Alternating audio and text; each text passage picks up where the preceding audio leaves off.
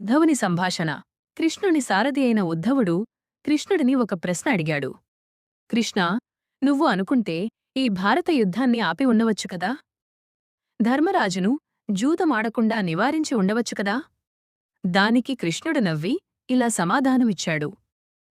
దుర్యోధనుడి తరపున శకుని జూదం ఆడినప్పుడు ధర్మరాజు నన్ను పిలిచి ఉండాలి. కాని ఆ ప్రదేశానికి నేను రాకూడదని ధర్మరాజు భావించాడు. నేను జూదశాల ద్వారం వద్దే వేచి ఉన్నాను. తనను, రాజ్యాన్ని, సోదరులను, సమస్తాన్ని కోల్పోయినప్పుడైనా ధర్మరాజు నన్ను పిలుస్తాడేమోనని ఎదురుచూశాను. ద్రౌపది వస్త్రాపహరణం. ద్రౌపది కూడా మొదట తన తెలివితేటలతో వాదించింది. మరియు తన సొంత బలంతో పోరాడింది.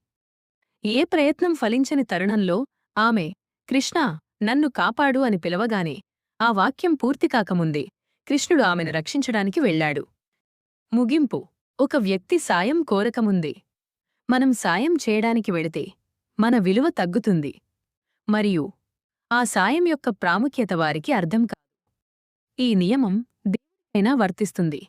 అడగనిదే చేసే సాయం అవుతుంది. మీరు ఈ కథ గురించి Please subscribe to my channel.